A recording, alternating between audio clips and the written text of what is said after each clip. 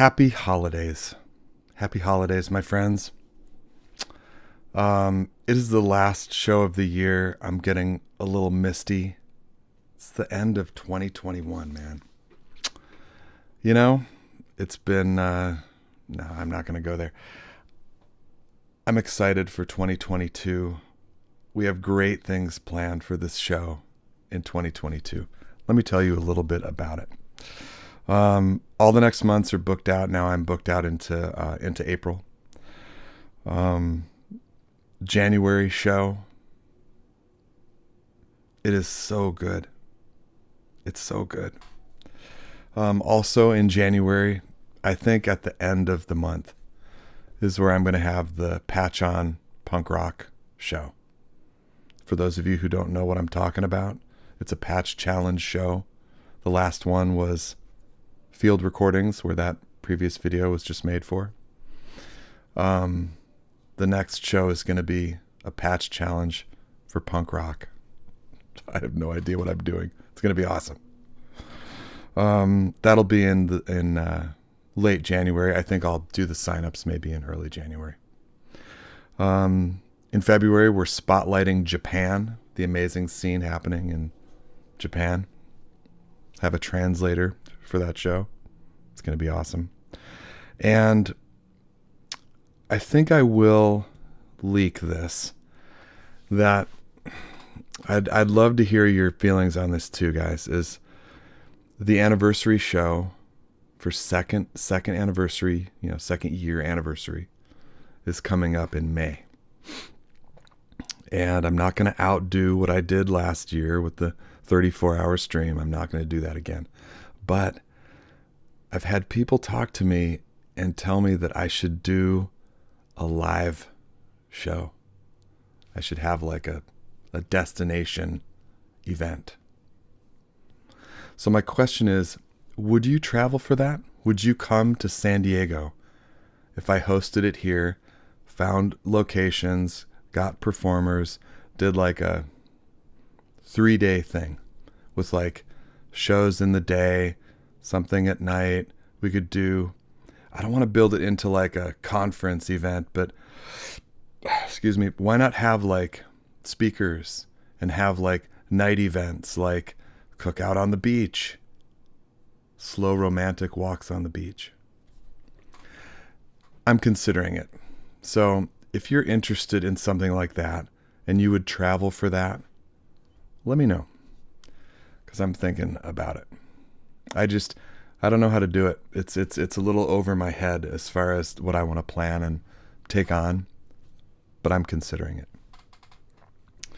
A little bit on the clip that I opened this show with. Thanks for indulging me. As those of you know who watch this show, I always start with a new release on Bandcamp. We listen to a song or two, and then the show starts.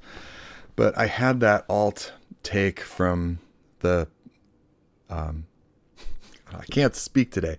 I had that alt take from the field recordings show. I thought I'd just throw it in for fun.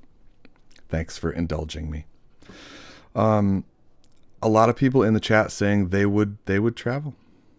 Alex Barnett, he was just here this past week, played a show down here. Awesome. Mandy from the Netherlands says she wishes she could come. Well, I'm not going to do it unless Mandy comes, so that's it right there. Allert would love to, but probably a bit of stretch traveling for the Netherlands. Come on, man. We come to your shows. I know that Ali the Architect came to your show. Come on. I'm not going to do it unless the Netherlands comes. That's it. As long as COVID, not stupid crazy. Yes, I agree. So great to see. Yeah, Colorado wants to show up and surf. Yes, I want to do like little day outings, night outings. Yeah, we could plan something special. Maybe. All right. Thank you for being here. I see so many friends in the chat. This is just such a special show. I just cannot wait to get this show going. So we're not going to talk anymore. We're going to do this. All right, here we go. We're kicking off the show with Sworn64, my friend David Stillwater. Sworn64, aka David Stillwater, shapes voltage into sound, creating a unique blend of electronic music that's inspiring as it is mind-opening. Influenced by the pure and pioneering electronic palette of Kraftwerk, the songwriting and production of Depeche Mode, and the ambient atmospheres of the future sound of London. You're listing like all my favorites. Sworn64 paints a picture and sonic landscapes in the minds of his listeners. Raised in the synthetic, sci-fi, techno culture of the 80s, spent a few years there myself. Stillwater spent the 90s in the studio, on stage, and on the road touring in a national electronic music act. For the last 20 years, he's developed a career as a sound designer, music producer, working with the likes of Alesis, Yamaha, Activision, Bungie, and Blizzard Entertainment. David recently built a fully outfitted recording studio in his home that he calls Space Lab, filled with digital and analog synthesizers, drum machines, and eurorack at his fingertips, creating new music as Sworn64. My friends, this is Sworn64.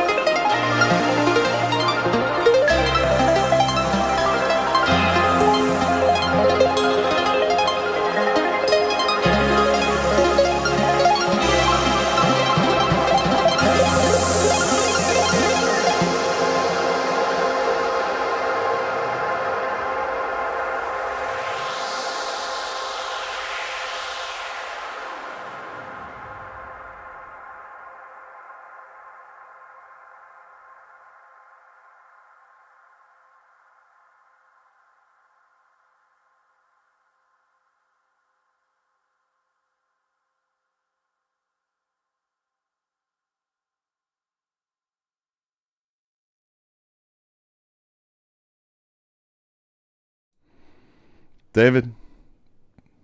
Johno. David, thanks so much, man. Thanks for joining. It's just great to finally have you on, man. Oh, it's my pleasure, man. It's such an honor to be on the show with you, man. You're amazing. You do so much great work for the community. I'll knock it off now. Come on. No, it's really, I mean, thank you. But it's really overdue because I feel like you and I have been talking for a minute, but I feel like I've been following you for a minute, and this is like show number 22. And I still like every show I, book out. I'm like, God, how have I not had them on yet? It's sort of like that, but there's that many people out there who are just amazing. And, anyway, all of this said, I'm really happy to have you on, man. Thank you, man. And we talked a couple months ago, and I accused you of sitting in front of a green screen shot of like the most beautiful studio in the world. But then you got up and walked to the back and proved to me that it was not a PNG that you were sitting in front of. Yep. That's such a sweet space. I feel very fortunate. This has been planned for a long time. My wife and I planned this out, and in 2019 we finally made it a reality. And serendipitously, it was right before the pandemic, and this became my work from home office. So I feel very fortunate and lucky about it. That's so nice, man. I mean, I feel similar. I'm sitting in front of $1 million production studio here. Yeah. Just right here, all these people busily running back and forth on all the monitors, all the global feeds that are coming in, making this show happen. It's amazing. I think you're not believing me. Well, I think you need to walk back there and touch one of those TVs and show me it's real. I could. I just don't want to. I could touch the screen right here.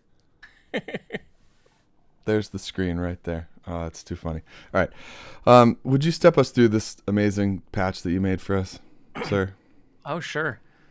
Kind of at the heart of it is, I'd say, the Symphonian.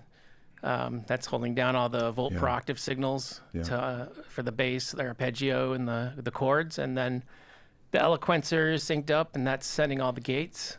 I'm using the Polyend preset kind of as an arranger tool. It's got mixed snapshots in there, sending voltage to the WMD performance mixer and to different switches that turn on and off gates to different parts of the sequence. And then there's various performance controls in there. You saw the 3D joystick. That's controlling an overseer filter on the mix. Mm-hmm. The Z-axis is controlling the speed on a magneto, which I'm also applying to the whole mix, bringing in and out on the catalyst flow, crossfader macro controller, using the Michigan Synthworks F8R fader bank. Love the fader. Yeah, I love that thing. I just bought a second one. Oh, really? Yeah, I'm gonna build another smaller system, and it's just, I find it so useful just Same here. For that hands-on control. Love Everything they make is so good. Yeah. I love Michigan Synthworks. Yeah, he's amazing. Mm-hmm. So I'm using that to bring in things like data bender here and there to like create like fills, little glitchy fills, and then at the end there you saw I was tweaking that to change the clock division of the arpeggiator at the end. Mm-hmm. Yeah, the end was so beautiful. Thank you, man. Let me ask you about the Symphonian, because my very dear local brother Nick from Dub Station Zero just got one because he's like polyphony guy. Yeah. And he was previously juggling a pair of Ornament and Crimes to do that much quantization. Yeah. How dense and hard to learn is the Symphonian? Well, thanks to your show, I was able to finally learn it. Giving me the motivation to get in there and go a little bit deeper with it. I've just taken it step by step, but it's really not that hard. There's a basic chord mode where you can have a bunch of chords with voltage and change the chord in a scale and do it that way, or you can go into like a song mode where you have different parts and it'll sequence through like a 16 bar part or something like that, and It's fairly easy to do, and then you can jump between parts. Did that kind of in the middle there, and yeah, it's and there's a great community on Discord. They can get a lot of information there. It's just like amazing. I mean, it's really crazy. Nick was showing me, and it's like it's totally up his alley because he's got so many voices that he really he really wants to just like poly out. Yep. Yeah, awesome. What do you have coming up? What's going on? What's up on Bandcamp? Are you gonna give us some full release something? That's the plan in 2022, is to finally get some stuff up on Bandcamp. Some of my live performances that I've released on YouTube, and please do. Hopefully some new stuff. And beyond that, I did just acquire an Amalgamod 104 HP 12U case that I'm going to be building out like a smaller focused system. Because generally the big system back there is tied up in a patch. It's going to be nice to have something on the side that I can. It's funny that like 104 12U is what you're calling a focus system. Yeah, I can see it's already getting a little unwieldy, but yeah, something to travel with and potentially play live in Southern California for the anniversary show. Should I do this? Hey, I think it's a great idea. I think it'd be amazing. I would be there in a heartbeat. I've had other people tell me that, but not internationals. I have not heard internationals say, I would do this. Yep. And if it's not going to, if there's going to be zero internationals, which I understand, I'm not, if you threw an awesome party in the Netherlands, I would love to come. I'm not saying I could. So like, I get it. Yeah. But it can't be modular world if it's all Americans. Right. Then maybe it should just be a great big show and just whatever. But I just think the idea of getting everybody together and performing and having, sessions and talks and sharing knowledge is an amazing idea. I think it's brilliant. I think you should do it in some capacity. I just don't want to get into like, I'm just not sure how to handle a lot of the business part of it too, because in the fiercely independent style of this show, I'd like it to be free. Yeah. So how do I get locations and all this stuff, given to me without sponsorships, which I don't want to do. Right. Or do I suck it up and do some of that to create something really special? I don't know. It's messy. I don't like messy. All very good questions. It sounds like a challenge. Good. All right. Man, I love you. And just thanks for coming and doing this. It's just great to have you. Thank you so much, Johno. It's really a pleasure. You're a good man. My friends, this is David Stillwater, performs as Sworn64. Right here, that guy. Off you go. I'm going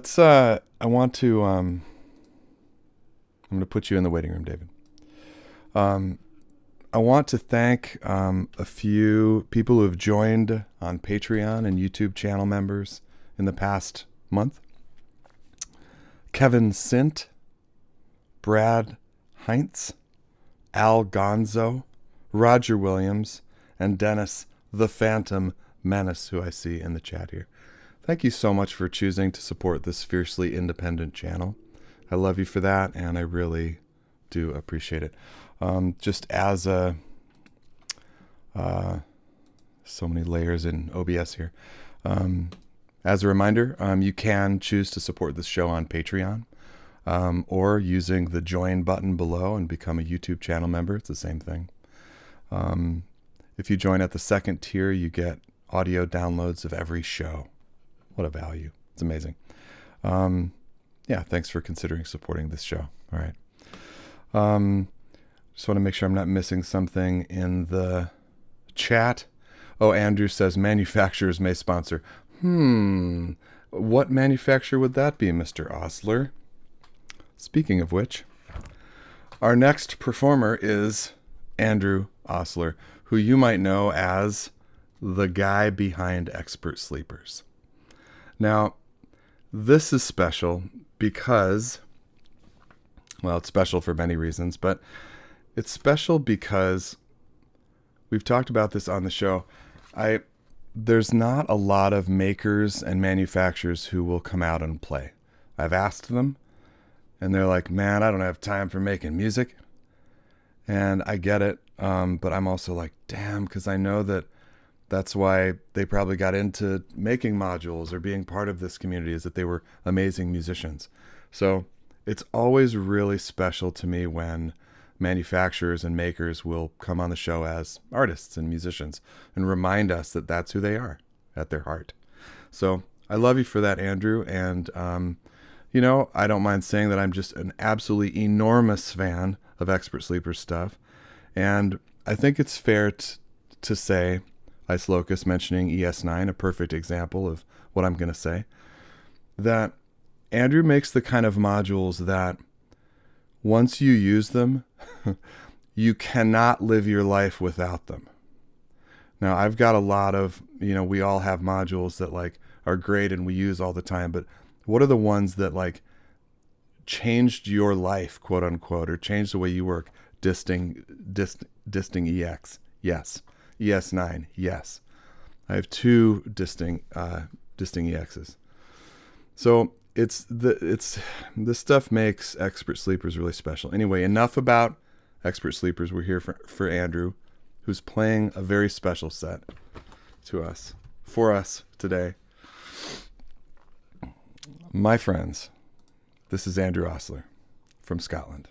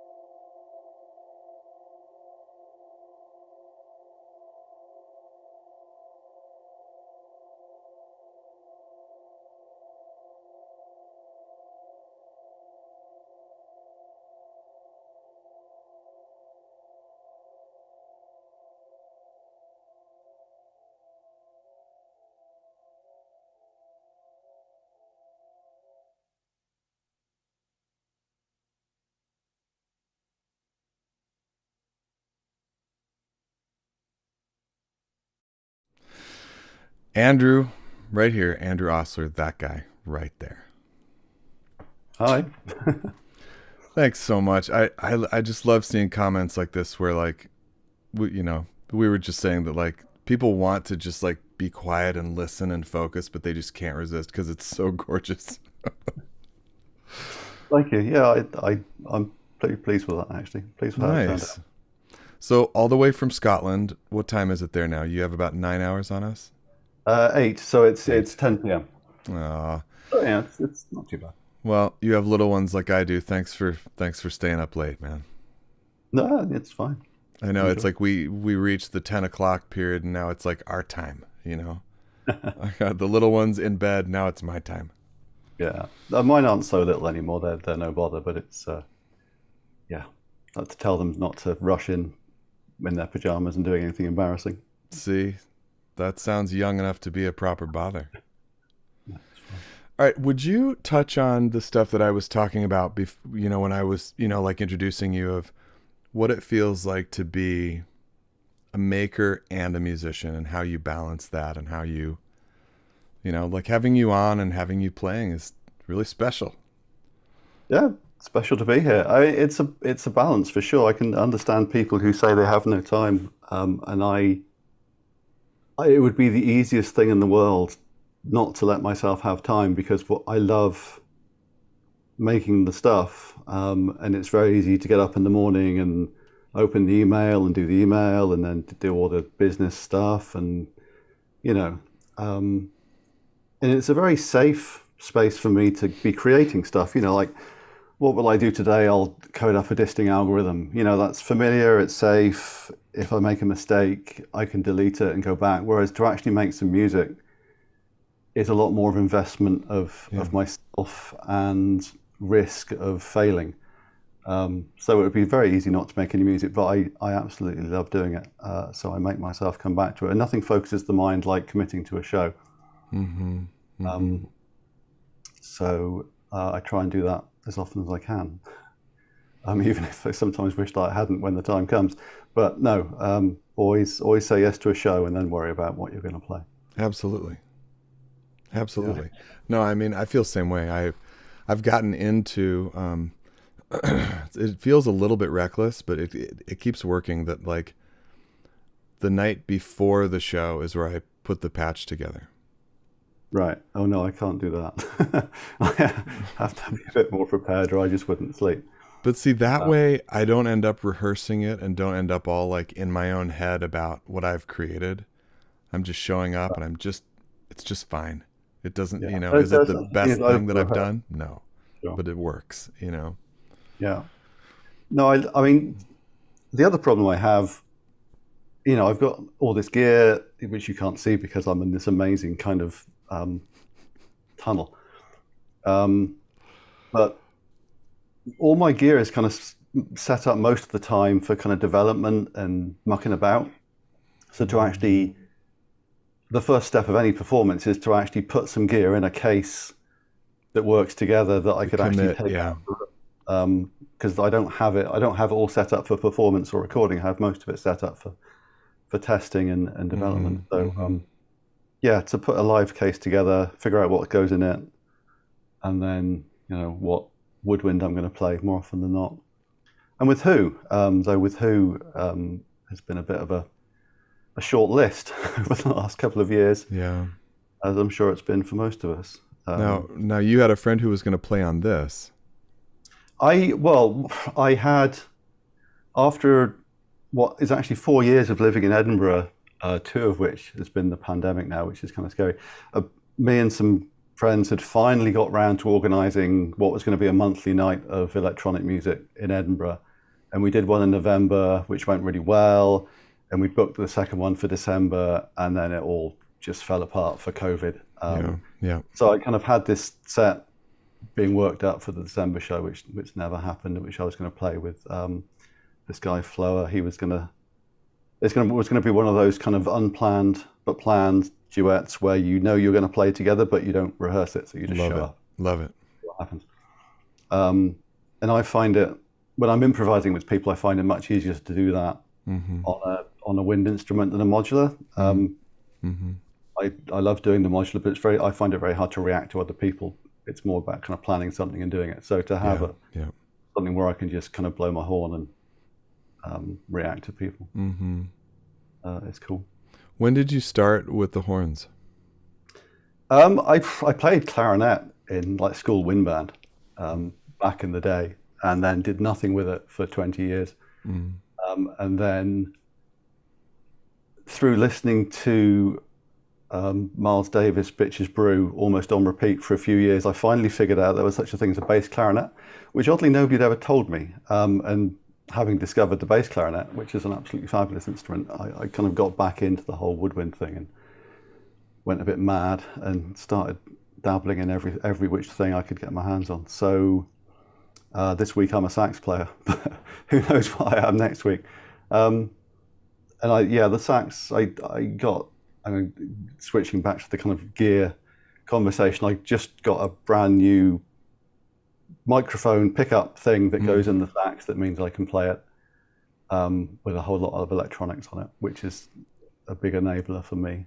So what were you doing with it? Like, were you live looping into the disting? The sax was not going through the modular in any way apart from mixing and monitoring. The sax was going through the pedals. Oh, the pedals. Okay.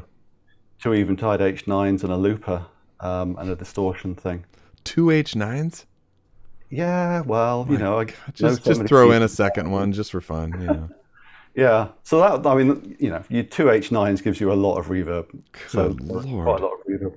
So, and then the modular was doing a whole load of other stuff. May have noticed some Expert Sleepers modules in the case. I saw you had a couple of distings in there, yeah. Yeah, I had 4 Just a couple, yeah.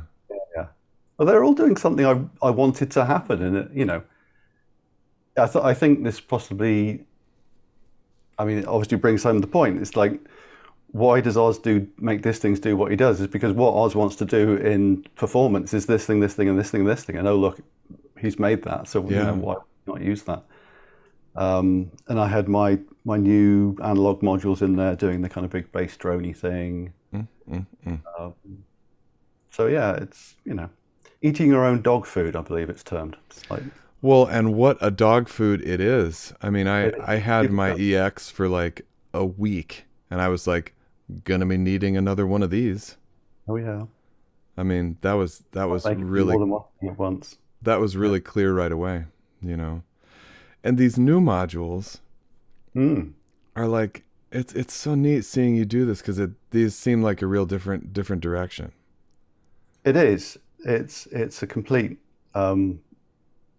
It's very random, actually. It's who knows what you're going to do. But I gotten very, very into the kind of complex digital with the ES9 and the Disting EX, and honestly, I just needed a palette cleanser. And like, why did I even get into this stuff in the first place? It's because I wanted to have a filter that made a squelchy sound. So, yeah, let's build one.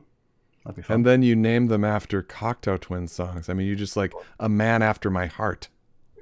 I've been naming things after Cocteau Twins songs for years, plugins and other stuff. But yeah, it's but not modules. Sorry, but not modules. No. But give me time. Oh, I couldn't believe it. Cool. Okay, you have a new record, a new vinyl. That's not working with the I like that.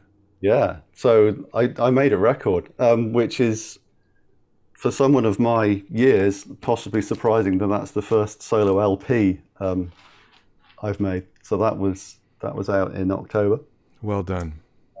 Very pleased with that. That's, for those who haven't heard it, not the kind of spacey drone fest that you just heard, or at least most of it isn't. It's a lot more, I guess you'd call it Berlin School. And the link to that is below, as all the artists performing today, all their socials and band camps are below. Cool. Please follow this man right here. Follow me. What's coming up for you, sir? Christmas, rest. But beyond seriously. that, I've got another LP coming out next year. LP manufacturing being what it is, goodness knows. when that's coming out. But that's an album of contrabass, clarinet, and tape loop. So it'll be in a crowded field, unfortunately. Not sure if it'll make an impact. Beyond that, don't know. What does making an make an impact even mean? Like we have to get this stuff off of our chests and release and express ourselves. For me, it means not having 50 boxes of them stacked up in the back of my office. I see. Making an impact. Yeah. Well, like how many do you print? 250 of the new one. Okay. And of this first one? I think it's 300. Mm-hmm. So, yeah, I understand if you don't make a quote unquote impact, you've got boxes of records. I get it. Yeah. But, you can always use them to prop up shelves and stuff. It's great. Right. Yeah. Little expensive props. Yeah. Cool. Anything coming up on the disting which you feel like leaking? On the disting? To a crowd of hungry people? Actually, no. I just did a disting release or two. So I'm kind of in one of those happy moments where I'm not in the middle of anything, which I like. I like to kind of go into Christmas like that. Oh, actually, no. I could leak something. Should I leak something? Please do. What I do have is an input expander for the disting. Really? Which should be, well, it would be out now, but COVID. But yeah, so that'll be happening. So if anybody ever thought this module's great, but I can't control everything with CV because it's only got 6 inputs. Because I've used them all with gates and triggers. Exactly. So. Oh God. Yeah. Amazing. That sounds so good. Yeah, it's kind of my standard fare of dull techie modules that just join one thing to another. Oh, it's wonderful. And how big is it? I'm looking at it now. 4 HP. Well done. And how many inputs? Well, this is a full on leak we're going for here, is it? It's 8. Oh my God. 8 inputs. So, oh, bravo. That sounds awesome. Yes, 2 of those, please, sir. Wow. And then I'm going to try and get back to some analog stuff because I've got a few song titles to complete the set. Amazing. Oh, I'm really happy for you, man. Thanks. And take a well-deserved break. Your stuff is very loved, and you are also, sir. Thank you very much. Thank you for having me. My friends, this is Andrew Ostler, right here. Merry Christmas. All right. Thanks, man. Wow. So I think that that he just leaked some serious goodness right there. Like, can you believe that? An input module that adds 8 more inputs to the Disting EX. Oh my God. That is so awesome. You heard it here first, my friends. That was awesome. Okay, here we go. Moving on. More greatness. I'm so excited about having Amanda Chang on the show. Finally, this is awesome. This is a project by Amanda Chang called Chang Rodrigues. All right. So she's a very accomplished and beloved DJ in her home country of Brazil. And knowing her for a couple months, I can just say that she always seems to be involved in something cool. She's always involved in some cool project. So please make sure you follow Amanda Chang below in both of her accounts. And I'm very happy to give you Amanda Chang performing as Chang Rodrigues. Here we go.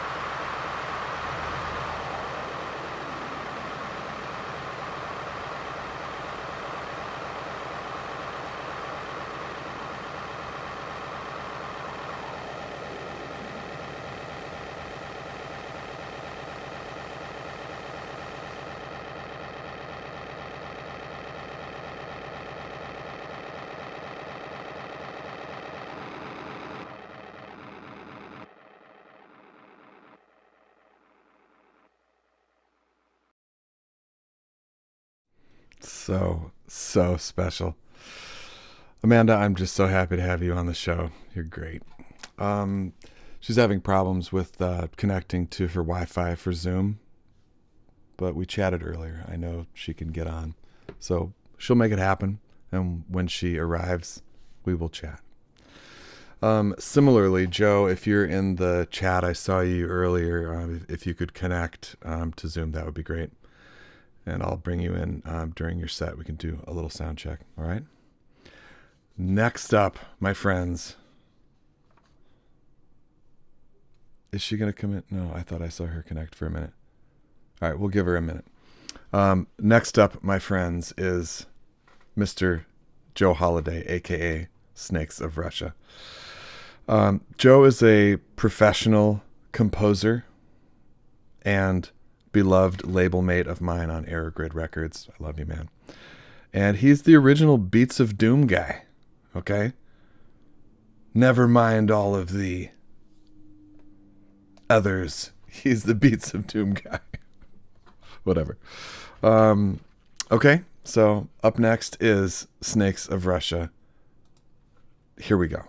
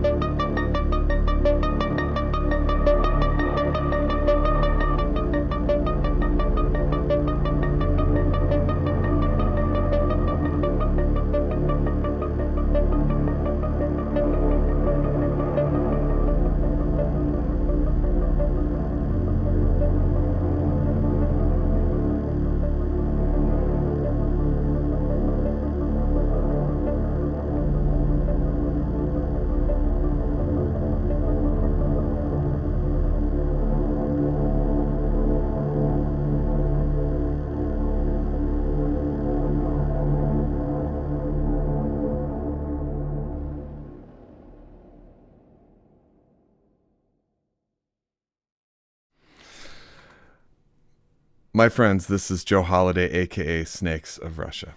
Hey, right everyone. Hey, man. How's it going? So I'm going to out you because like 60 seconds ago, literally, you were holding a baby and he just almost made it on the stream. He almost made it. But your wife came home in the nick of time. I mean, talk about like literally, like I handed him off, and then you were like 60 seconds. It was crazy. I thought that we were gonna have, he was gonna be on this gig with us. Well, look, I mean, we're friends. We take each other as we are, right? Yeah. So we got Oz leaking the new Expert Sleepers module. We got you leaking the baby. Leaking diapers. Diapers, pun intended. That's awesome. That's just all working out. Yeah. He spends a lot of time in here with me.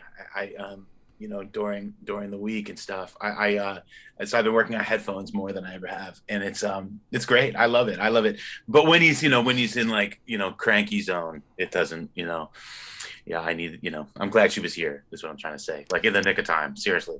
Okay, so on the level now. Serious. Yeah. When I had my little ones.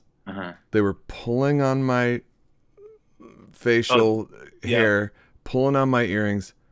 How bad is it with that beard? I mean, it's just starting. It's just starting now. But he's the gonna crazy be climbing up that thing, man. He's gonna be like Tarzan. Yeah, we got one of those like harnesses, and Sarah put it on.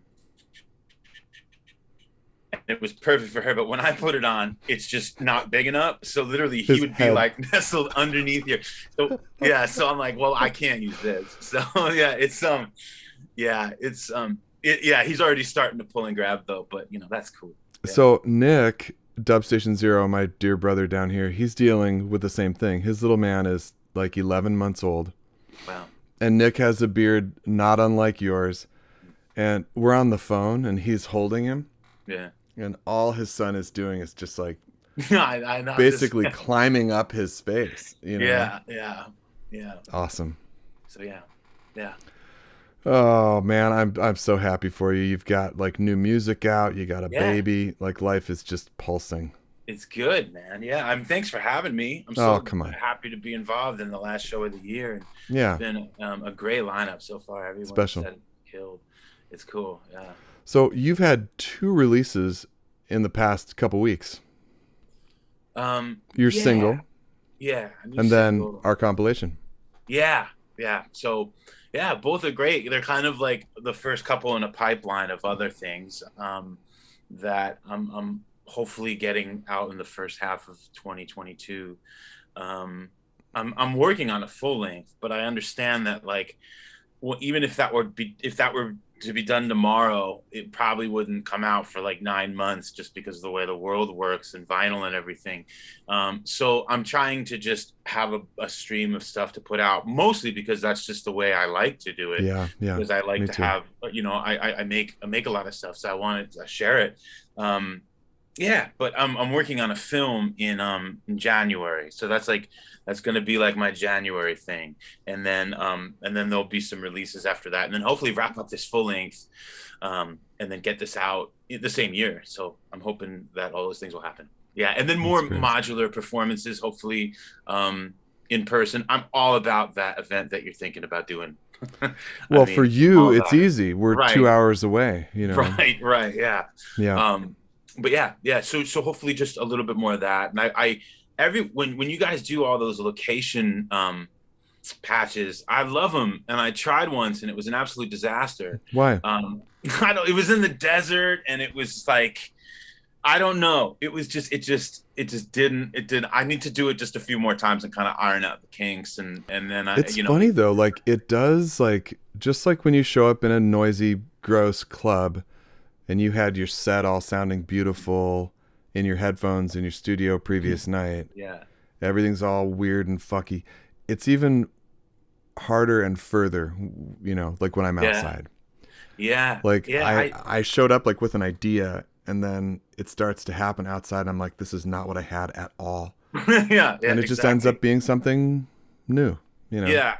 I went to we go to Joshua Tree quite a bit, and we went 9 months. It was a while ago now, and we rented this kind of like an RV, and I brought like a case with me, and I had set it up inside the RV and wrote something all day. Just worked on this patch all day. So then I'm like, all right, I'm going to record this. But then I realized I was running out of time before the sun went down. Mm-hmm. So it's like trying to drag it was 2 cases actually, trying to drag those still patched out into a clearing where we can have a view with nothing in the back. It was just poor planning. And and then trying to hurry up and do it before the sun went down. So all right, so here's my offer. Yeah. You and I haven't talked about Joshua Tree. I also love Joshua Tree. Great. We recently got the annual membership there. Oh, cool. Nick and I have been talking about going up and doing one. I used both patches, which I shot up there a couple weeks ago over Thanksgiving, for the Patch On show. Yeah. Let's go. Done. I'm in. Man. You, me, Nick, let's go. I'll take care of shooting video and setting up GoPros. You could just be you, and we can all 3 get a good video up there. I love it, man. I love it. Yeah. Let's do that. Let's do that, because Nick really wants to also. Yeah, this is my public accountability that will do it. Well, I got the pass too, so it's free. Like we could just like leave early. We could maybe, I don't know how to get you up there because you're norther than me. Or maybe we just swing by and get you on the way up. Yeah, I mean, it's just due east from where I am. Just, yeah. I'll just work it so that we can swing by and get you on the way. Yeah, we'll figure it out. Yeah. But Okay. I'd love to. That'd be great. That'd be awesome. I like public accountability too. Like you just said you would do this. Exactly. So, yeah. And you both have babies. It'll be nice to get away and have a babyless day. Yeah. We could take a bunch of mushrooms out there and, shit, I shouldn't have said that. No. Yeah. Yeah. No, we won't do that at all. And it won't be really cool. It won't be, and we won't do anything like that. Yeah, man. But yeah. So, yeah, I saw it when I was holding the baby that people were asking some questions, technical stuff in the comments. So when I missed all of that. You're running a better show than I am, so go ahead. I'll make sure I answer some of those after I get off. So you should do it right now. Like, tell me what are you doing with the Octatrack, please? So the Octatrack came into the fold like maybe I want to say 6 months ago, and I love it. I basically was trying to find a way to. I had 2 IntelliGel 7U cases, and it was great because they set up on top of each other. But I'm like, if I were to leave my studio and go and possibly get on a plane, like it goes from 1 is great and easy. The 2 is like kind of a nightmare because you'd have to I was figuring out what's the bare minimum that I could get away with to travel with and still have enough voices and play convincing stuff. So I kind of looked into the Octatrack, and it's great because it literally made me lose like an entire row of modules and save space to just bring in more voices and actually help. So I do all my drum sequencing with Octatrack, and then occasionally some other things, some other little stems. And then a clock goes out audio into PAMs, and then that controls the whole case. And then I go audio out from the case back into the Octatrack. And then I have 4 channels of MIDI sequencing. So all of my modules are being sequenced, and then it comes back into the Octatrack as a mixer. So that's like a lot of the master effects that I'm doing with the fader. And I want to stress that this is so new to me. Like I'm still learning it. It's such a deep machine, and every day I learn something really cool.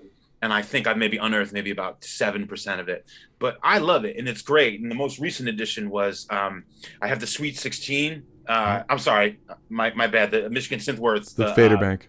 Fader Bank 16. Yep. Yeah, and that's right next to me. And I recently got the MIDI expander, which is killer because I could send my first 8 channels I devoted to Octatrack volumes. So I have every track on the Octatrack on a volume fader on the 16 through MIDI, and then the other 8 are CV to the rack. So yeah, it's super cool. And basically that whole thing, that whole evolving performance was just one pattern, and then it was just bringing stuff in and out, and stuff is muted. So it's cool. I love the Octatrack, and it's so. We might have to talk about that. I'm pretty sure I'm not smart enough for the Octatrack. It's It's a thing, like the Electron, you know.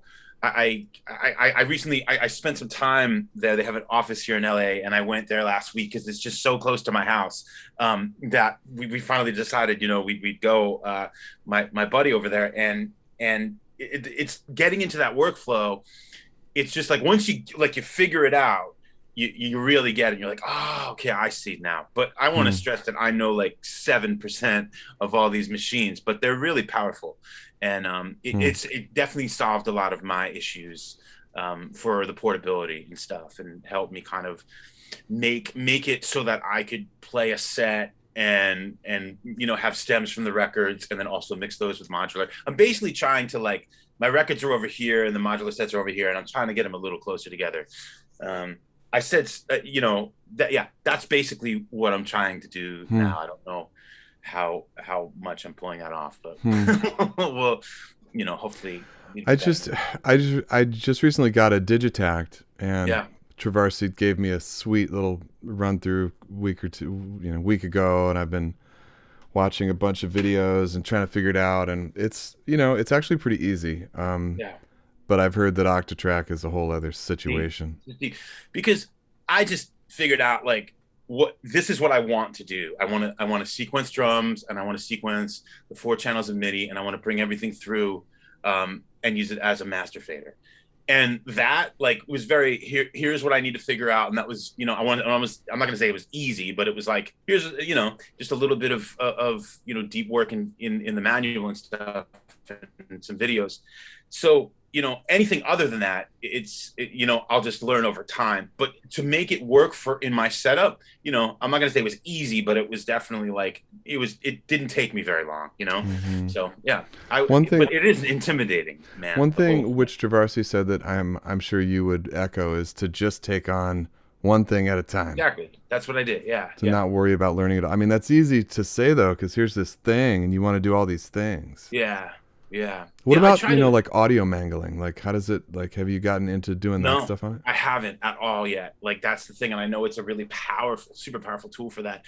It's actually, for me, it's just been a performance thing. Like if I'm in the studio working on stuff, creating, I don't even turn it on. Like, for me, it's a thing to just make performances hopefully better. And it's not to say one day I'll use it for that.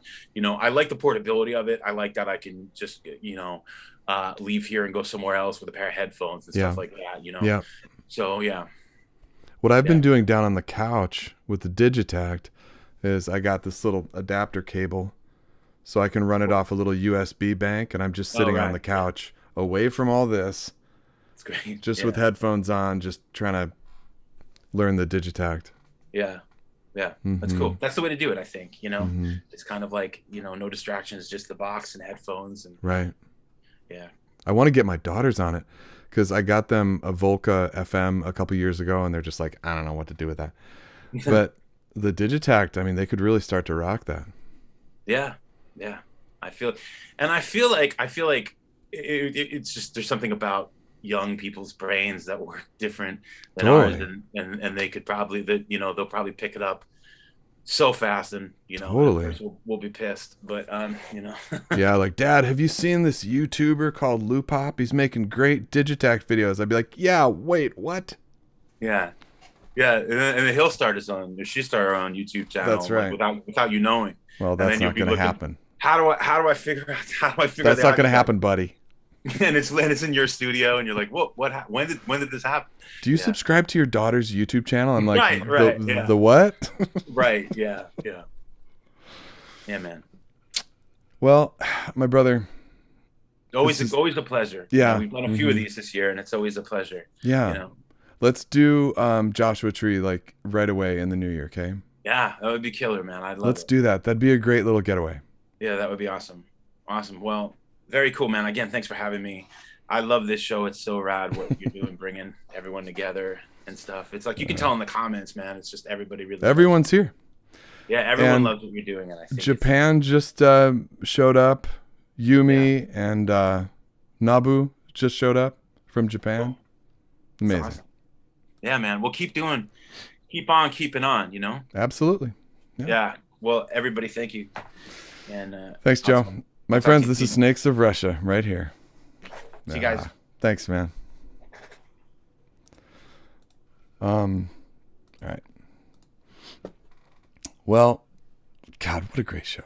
You know, this is just an awesome lineup. Just great chat. It's awesome seeing you all. I saw that Mardaga, you showed up. How you doing, buddy? Thanks for showing up. Beruz Farhani, awesome. Great to see you from Iran. Japan just showed up. Jonas, I saw Atavat show up, I think. Anyway, I could name everybody, so I should just stop doing that. God, what a great show. All right. Well, so we're at the end, and you know, like the last but not least thing. Boy, this is serious now. All right. So Reina and I met through the now historic first frequency shift show that our sister Travarsi did. And that series has just spawned so many friendships and connections. Well done, my sister. I gotta put on my glasses again. Sorry. Just blind. All right. I'm always blown away by what she does. Reina has this like freedom in discovery and like a purity of expression that I think is kind of like what we're all trying to do here. And this set is a perfect example of what I'm saying. I don't think that you'll ever forget what you're going to see. It's a perfect show ender. It's a perfect year ender. And to me, this is the kind of stuff that has me like re-examining my whole approach to listening and creating. All right. Small little bio here.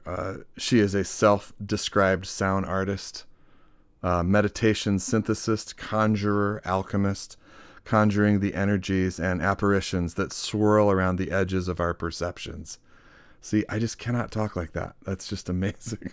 I can read that. I can't come up with words like that. She's using electroacoustic processes to create parallel sonic spaces to those that we inhabit. The set that you're about to watch includes sounds of carugophones, which you might call a whirly tube, grass, and electronic feedback. It's an offer of prayer to the waning light. It's a meditation on death, autonomy, and dissociation. So excited. Mandy, don't leave us. I see you trying to leave. You can't leave. Okay? This is Reina.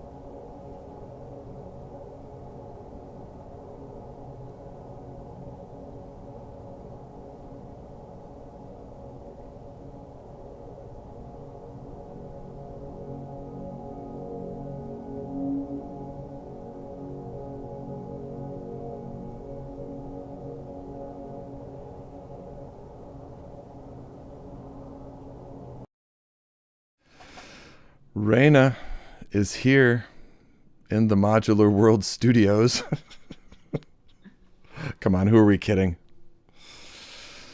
Wow, thanks so much. Yeah, thank you for having me. Oh, it's always a pleasure.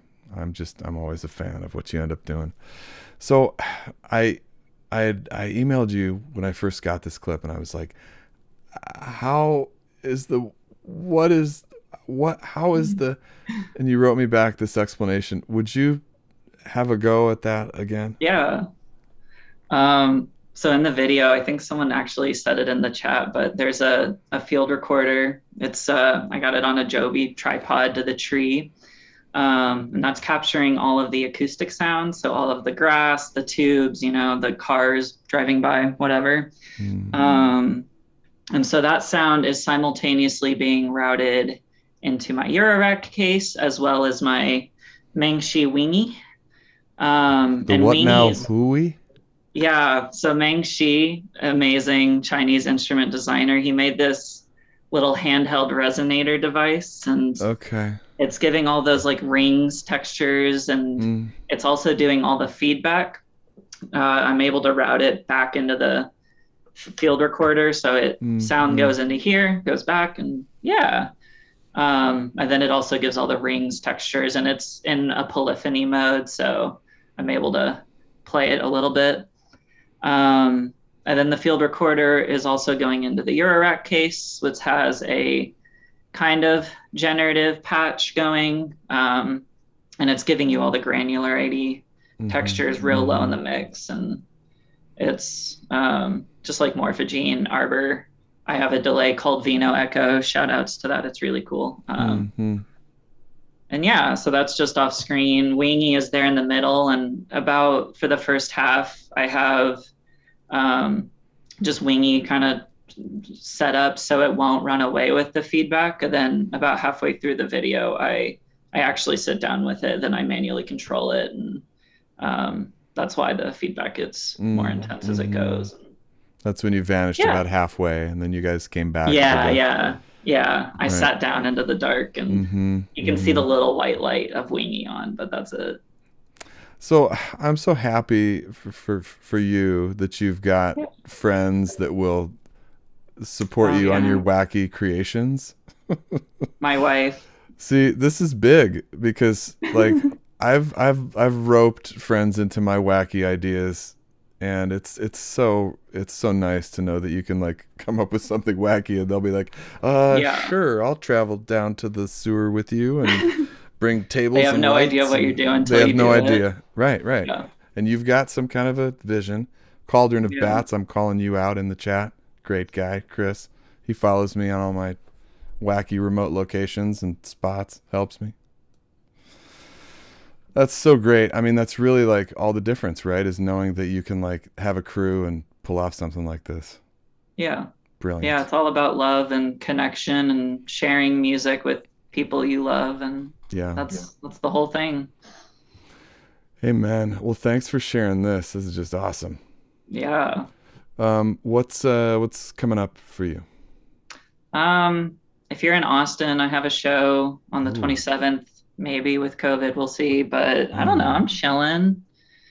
I don't do much. I play in person a lot, and I don't know, trying to do installation work. But like, I'm chilling. I don't have plans. Releasing something, recording something? No, not really. I mean, I wish. I'm boring. Not. Somebody said, I think it was, it doesn't matter. No, who said it? They said this is like a it's like a museum installation. I'm like, oh man, that's just so well said. Right? Yeah. Like I want to like interact with something like this, or be pressing the buttons that triggers a certain part of it, or having kids show up and do, you know what I mean? Yeah, that's the ideal. That's what I want. I mean, I like doing these, but like, and most of the patches I do at home, the reason I don't record anything is just because it's running 24 hours a day at home. So it's like, what do I record of that? But it would be nice to be hands-on, you know, be in the space with it, be able to, because my big thing, I love having non-musicians help me make music. Like my wife and our dear friend Abby, who helped us, like they are musical, but I don't think either of them would call themselves musicians. And I like making music and stuff that non-musicians can both approach and interact with and play and create. So yeah, if anybody's got that museum hookup, I would love to do stuff like that. But for now, I don't know.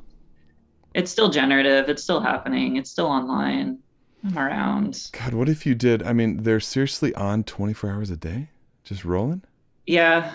It's empty right now. So it's taking a break right now. But yeah, very often I'll just leave generative patches running all the time. So do a release on that, please. Like here's 4 18-hour pieces. Yeah, I thought about getting a big reel of tape, but then cutting it up into like hour chunks and making like a set of 50 or something. But perfect. I don't know how. Put that on Bandcamp. Let all of us love you. I'm on my floor in my bedroom. I don't know how to do this stuff. Wow. I mean, this is why I love things like Bandcamp, where it's like, no, none of us are making a bunch of money on Bandcamp, but give people a chance to support you and love on you and tell you they love what you're doing, and feel kind of bolstered by the community who's like, name your price, and somebody's going to give you $2 and somebody's going to give you 20, and it's not about the money. It's just about like seeing that you have a built-in community, who will see this and love this and be like, whatever she's doing, I want to support. Just saying, just putting it out there. I do have a Bandcamp. It's just got sketches. I don't know why I always talk down about my shit. I'm like, yeah, it sucks, but it's there. I hope you don't say that. Sometimes. Man. I love my music, but Good. as soon as I put it out there, I'm just like, I don't know. Do people want to listen to that? And it's like, yeah, I would worry about two fuck-a-doodle-doos about that, because there's going to be people who are going to like it, who it's going to resonate with. Yeah. This kind of genuine expression resonates with people.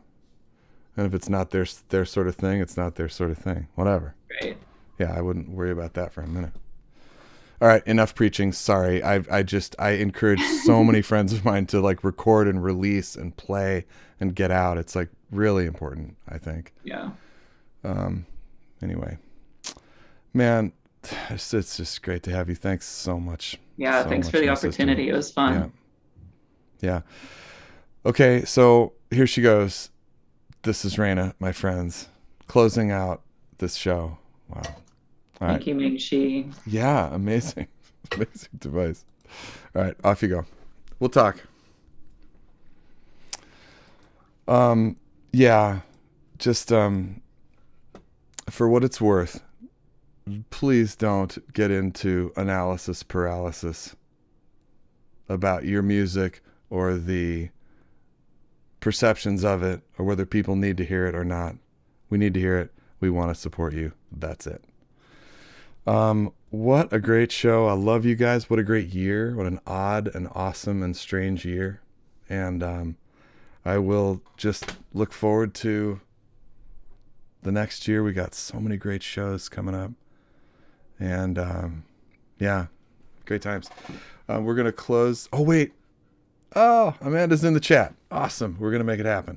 I was hoping she would be able to connect with her funky Wi-Fi. Here we go. Oh, sweet. Don't leave. Don't leave. Last little treat. She's connecting. So for those who might have missed this, Amanda was trying to connect earlier and couldn't, and now we've got her. Oh, she's gone again. Are you with us, my sister? I see you, but I can't hear you. Can you unmute yourself? It's interesting because, oh, it says you did not connect to audio. Damn it. Well, we'll just say that your performance was stellar. Everyone loved it. It was an adventure in synthesis. It was awesome. If anybody tuned in late and missed Amanda's set, go back and see it. It's awesome. All right. I'm going to let you go because we can't hear you. I'm so sorry. All right. Off you go. Sorry. Aww.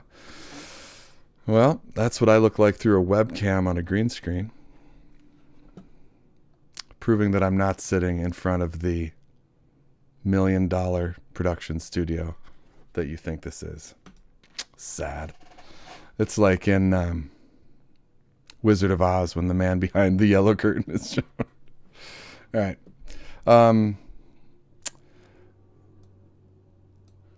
Fade out music is going to be from our friend Coil, who's in the chat. This is a project he does called KOLYDER. And this amazing record I was talking about in the last show as this thing that I keep going back to and listening to. It's so good. It's linked below. It's a great return listen. And it's called Of Waves and Ripples by KOLYDER. He just released this on November 5th of this year, just a couple weeks ago. And it's brilliant. Okay, so I will leave you with this playing. And, I'll talk to you next year. Have a great holidays, however you celebrate. I love you. And we'll see you next year.